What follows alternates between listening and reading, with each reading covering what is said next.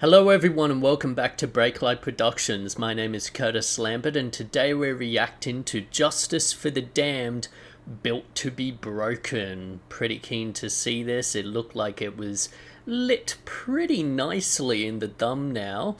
So let's get straight on into it. Turn it up a little. Oh, it's looking nice. Nice golden light, lots of haze, which is good. Ah, yeah.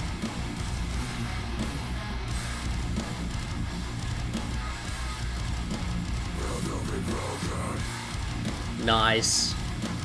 Really loved it, the contrast between the shadows and silhouettes mixed with this very yellow gold light. Ah, yeah. Is this a fight club that we're dealing with here? I'm getting that vibe. It's a lot of people in singlets in a circle cheering. Yep, it's looking like it. Yep. Okay. Cool. Loving the haze. There's a little bit of like grain that they've chucked on it as well, like you can see it in the shadows. It's not noise, it is like artificial grain. Oh, to the breakdown. Nice. That was cool. Wake Up came with that punch.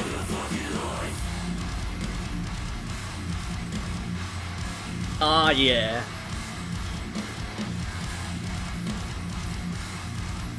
Cool. So again, that goes into what we've spoken about before of like timing story beats with beats in the music, which is really easy to do, but when you do it right, it makes all the difference. Oh,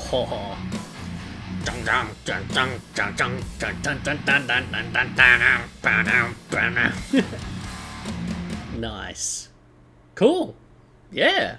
That was awesome. All right. Let's break it down. I feel like there was lots of breakdowns in every aspect, both song-wise and punching wise. Alright, let's talk about the lighting. Beautiful golden light. Sort of, it is somewhat green, like sterile, but it's a lot more gold than I would have like anticipated. But I really like it, and because it brings out those shadows. And it contrasts really well with them as well. I feel like the shadows and all of the black clothing and stuff, it would just get lost if you were using that more like fluoro, like green type of lighting. Whereas the yellow really brings out and contrasts that shadow. You've got artificial grain over the top of it, which you can see. Now, look, there is 100%, like when I pull up one of these stills, 100% there is like noise in this. Like I can tell what's like the grain, and then you see these splotches of noise. But that's okay. It's, as we've spoken about before, it's if you're worried about there being noise or out of focus shots or whatever in your, whatever it is, short film, music video, etc., chuck some grain on there. Chuck some, fake artifact in and stuff like that. And people will see past those flaws and just be like, oh yeah, that's part of the vibe. Whereas if you just left it clean, it would be like, oh, look at all of that, like those pixels and blah blah blah. So great use of that. Loving the intensity and uh, look at of those like close-ups. The look of them super cool.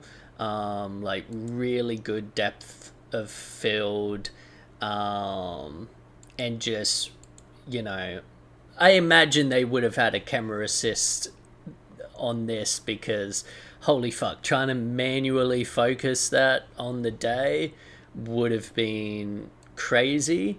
Yeah, you would have needed someone at a screen with the follow focus just being like, yep, I got this. Acting wise, it's cool. Nothing, I wouldn't say anything special.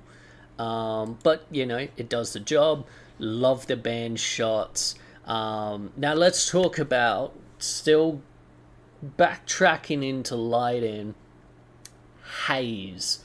Now we haven't really touched on this yet, but haze or smoke machine or a fog machine is your best friend.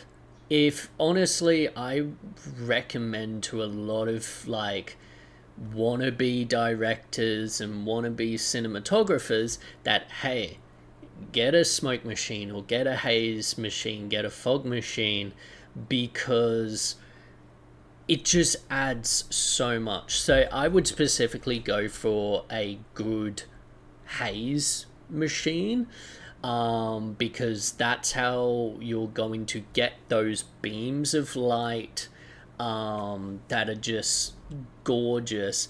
There's a shot in here, if I can find it, where they're like the windows behind them and you just have these beams of light coming in, but also just the general ambience of it all. Like rather than single like rays of light, that whole like beam of light that's coming through that window and lighting up the guitarist, or at least the back of him, that's because of haze. So it really does add so much to your shots, and just to the vibe. And I feel like it is also another way of hiding bad footage, because if you have a foreground and background as well, it just adds so much character, so much depth. And while 100% you can still be pinpoint accurate with your focus on a person, even if there's haze in the foreground, if you're not, doesn't matter. It adds to the effect, and people will just get the vibe of like, oh, you're like trying to focus on them through the fog. Fog machines are a bit different. They just like have like, yeah, I guess depending on the machine and how you make it, but it's more of like a thick rolling fog, that just sort of hangs in the air and doesn't really like do anything exciting for the light. It's just more of a like atmospheric thing, art department thing. But haze machines, smoke machines, hell yeah. Like honestly, get one and start pumping the rooms you're filming in with smoke. Even outdoors, plug it into a generator. You're not recording sound anyway. Pump some haze into that forest and just watch what it does and how it moves, and it just adds depth and character and stuff to your locations, while also making the light look pretty. And it does that because, like, and I'm no scientist person or whatever, so feel free to leave a comment if you know the actual science behind it, but it's something to do with like the capsules of water that are actually like microscopic, that are in the haze, and how the light, like a bunch of, I guess, little mirrors, it just like reflects off of them and is able to actually take a form that the human eye, and therefore the camera eye, can actually see, which is super cool. Other than that, we've spoken about it before, but timing the beats of your story to the beats of the song. It cannot be understated how effective it is. And, with this one, he's, for the breakdown, getting pummeled into the ground. And then for that post breakdown, like pre-chorus bridge, he's getting up again. As they're like, I forget what they're saying, but, it's something like, get back up, blah, blah, blah, I'm not done yet. Perfect.